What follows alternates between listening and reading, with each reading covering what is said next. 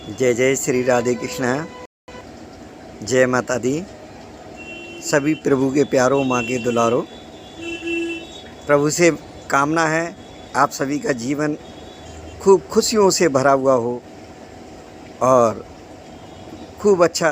देखिए, खुशी के साथ साथ हमको क्या चाहिए होता है कि हमारे परिवार में हमारे बच्चों की, हम लोगों की विचार बुद्धि अच्छी है तो घर में सुख है, वरना कितना भी दौड़ जाए, कितना भी कुछ हो जाए, लेकिन उससे सुख मिले। आपको देखिए, भौतिक सुख तो मिल सकता है, लेकिन जो मानसिक सुख जब तक नहीं मिलेगा तब तक कुछ नहीं होना है। और मानसिक सुख तभी मिलता है जब परिवार में बच्चों की, बड़ों की, सभी की बुद्धि निर्मल हो, स्वच्छ हो, अच्छा, सब कुछ अच्छा हो। और देखिए, जहाँ तक ये मानसिक और हार्दिक अच्छाई वाली बात है, तो उसके लिए निश्चित रूप से हमारे खान पान, रहन सहन और ख़ास तौर से हम लोग क्या देखते हैं, क्या सुनते हैं, इनका बहुत बड़ा प्रभाव हमारे परिवार और हमारी संतानों पर पड़ता है। तो इसके लिए मैं आपसे बस यही कहना चाहूँगा कि आप अच्छा देख, अच्छा सुने, अच्छा कहें, अच्छा बोलें। और जब अच्छा बोलेंगे तो प्रत्युत्तर में आपको अच्छा ही सुनना। निश्चित रूप से आप खान पान, रहन सहन, देखिए हमारी जो इंद्रियां ये हैं, आँखों से हमको अच्छा देखना चाहिए, कानों से अच्छा सुनना चाहिए, मुंह से अच्छा बोलना चाहिए और मुंह से अच्छा ही खाना चाहिए। देखिए, निश्चित रूप से फिर जीवन में खुशियाँ आती हैं। और जहाँ तक परिवार के संस्कार वाली बात है, तो एक छोटी सी बात जिसको हालांकि आप सभी जानते हैं कि हम जैसा देखेंगे वैसा बनेंगे। तो उसी देखने के लिए आजकल जो यूट्यूब पर या सोशल मीडिया पर, चाहे वो इंस्टाग्राम हो, फेसबुक हो, अगर उसमें अच्छाइयाँ 40% दिखाई जाती हैं तो 60% से भी ज़्यादा उल्टा सीधा उसमें दिखाया जाता है। और जितना अच्छा दिखाया जाता है उतना भी अगर हम लोग फॉलो करेंगे तो निश्चित रूप से हम और हमारे बच्चे, हमारा परिवार अच्छा रहेगा। तो स्वयं भी अच्छा देखें और बच्चों को भी अच्छा दिखाएं। और जो अच्छा दिखाने की परसेंटेज बढ़े, उसके लिए उसकी जो मात्रा है वो अधिक हो अच्छा दिखाने वालों की, उनमें से एक छोटा सा दास आपके सामने यह भी कोशिश करके आपके सामने बोल ही रहा है। जब आप सुन रहे हैं तो मैंने स्वतः प्रभु की कृपा से, देखिए सब कुछ हरी इच्छा से होता है। और व्यक्ति की जो आज के युग में अगर किसी की बुद्धि विचार ज़्यादा भ्रमित नहीं हुए हैं, उनका खान पान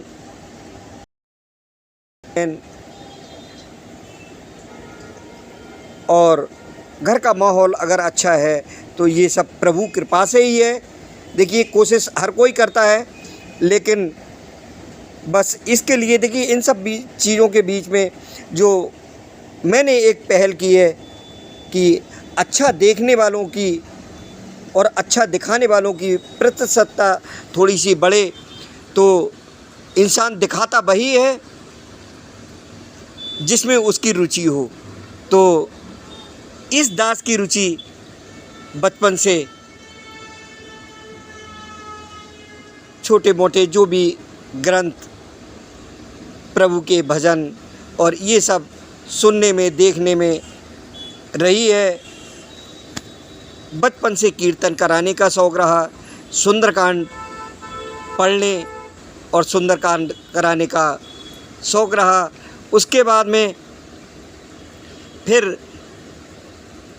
उसी शौक़ के मुताबिक एक दिमाग में यही विचार आया कि क्यों ना यूट्यूब पर हम भी जानकारी करके और इसमें क्या दिखा सकते हैं। तो सबसे पहले तो अपना स्वयं का एक जो लक्ष्य था, श्री रामचरितमानस को हृदय में उतारना। देखिए, केवल अखंड रामायण करा लेने से वो हृदय में उतारना नहीं हो जाता है। हृदय में उतारने के लिए उसको पूरा समझना ज़रूरी होता है। कोई भी काव्य हो, कोई भी ग्रंथ हो, तो उसको हृदय में उतारने के लिए अर्थ सहित पढ़ने का हमने संकल्प किया। और उस संकल्प के साथ में फिर विचार बना, इसको क्यों ना हम पढ़ें और पढ़ करके इसको हम यूट्यूब पर डालें।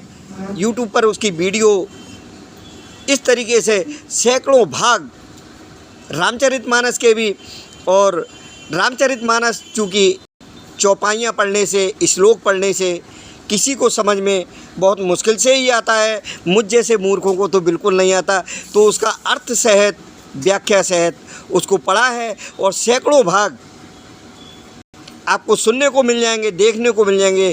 किस चैनल पर है ये मैं आपको जो कमेंट बॉक्स है इसका, उस कमेंट बॉक्स में दे दूंगा। और सिर्फ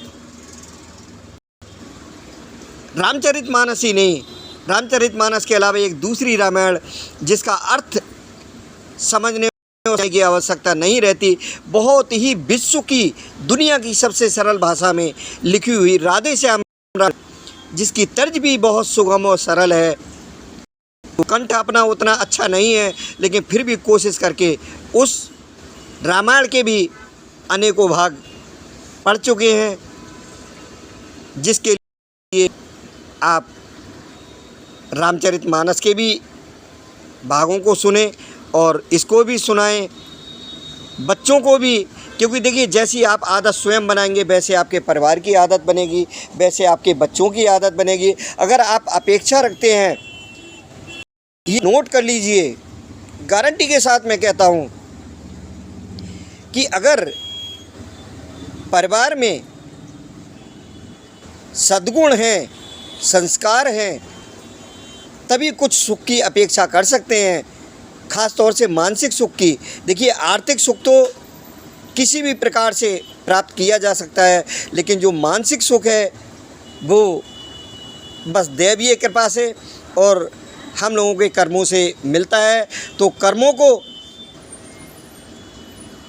जिसमें एक छोटा सा कर्म जो मैं बता रहा हूँ, अच्छा सुनना, अच्छा देखना, उसके लिए जो यूट्यूब पर ज़्यादा गंदगी वाले आते थे उनको मैं देखता था, कभी कभी सामने आ जाते थे।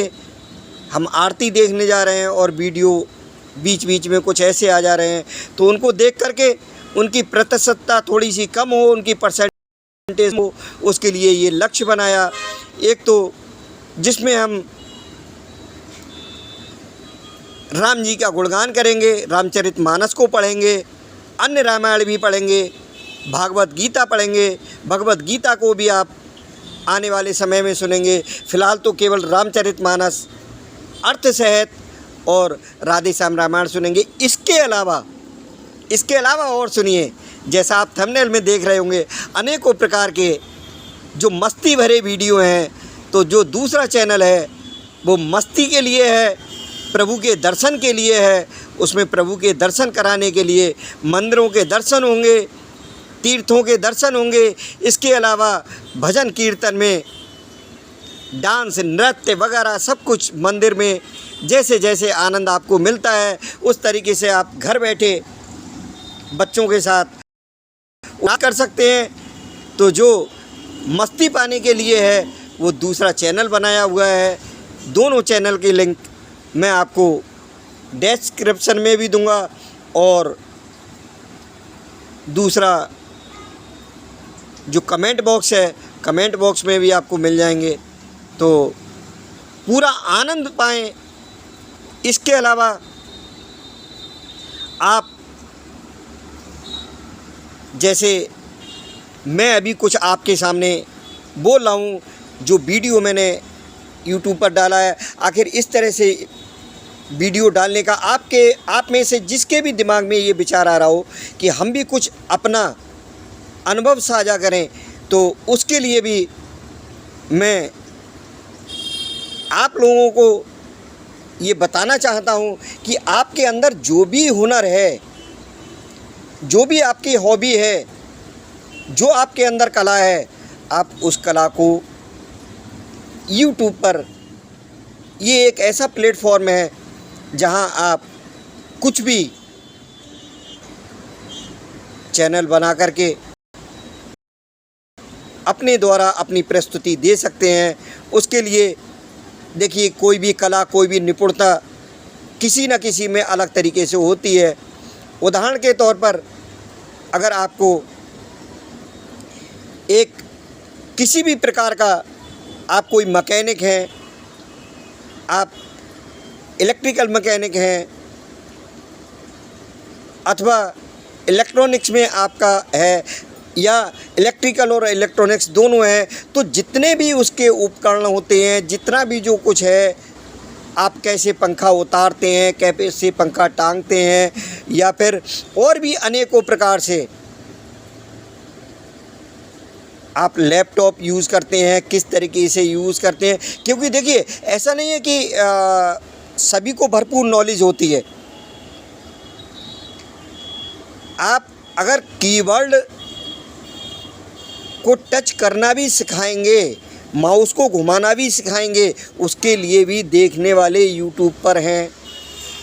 क्योंकि यहाँ ये एक ऐसा प्लेटफॉर्म है, यहाँ हर तरह का व्यूअर आपको मिलेगा।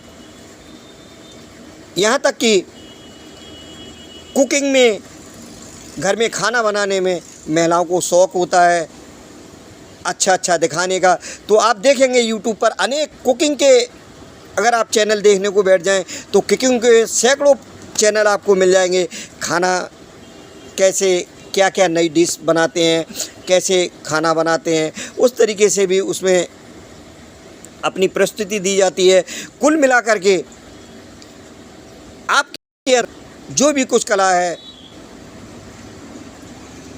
मैंने यूट्यूब पर एक देहाती मैडम करके चैनल है जो इंग्लिश स्पीकिंग इतना अच्छा करती हैं, इतना अच्छा बोलते हैं, और उनके हज़ारों की तादाद में सब्सक्राइबर हैं, जिन्होंने दिल्ली के अंदर अभी जोश माटी में भी भाग लिया था।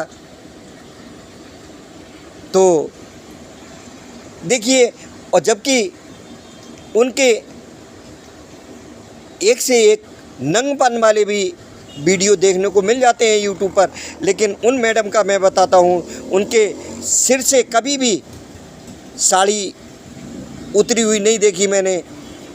वो साड़ी को सिर पर करके, और क्योंकि उनका चैनल भी देहाती मैडम के नाम से है, तो वो, लेकिन उनकी जो स्पीकिंग है,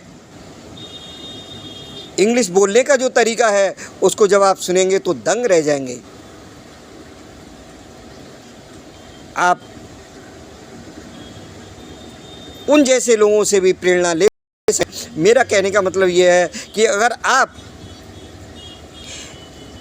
एनसी के बच्चे को भी पढ़ाना जानते हैं तो उस तरीके से एजुकेशन चैनल आप स्टार्ट कर सकते हैं। आप स्टार्ट करके देखिए, निश्चित रूप से सफलता मिलेगी, लेकिन उसके लिए थोड़ा मेहनत करना होता है, कंटेंट बनाना होता है, कंटेंट को कैसे डालना है, ये सारा कुछ करने, अगर उसकी आपके अंदर एक जिज्ञासा है ऐसा करने का जुनून है तो आप मेरे को कमेंट करिए, मैं आपको बना कर के दूंगा पूरा वीडियो कि कैसे आपको एक नया चैनल बनाना है, किस तरीके से चैनल बनेगा, कैसे आप वीडियो डालेंगे, इसका पूरा डिटेल आपको A to Z मैं आपको एक वीडियो के माध्यम से दे दूंगा। आप कमेंट करिए और हरि गुणगान सुनिए। श्री रामचरितमानस का अखंड पाठ देखिए 24 घंटे का होता है और उस 24 घंटे में भी हमको सही से ये पता नहीं लगा कि कौन सा प्रसंग कहाँ चल रहा है।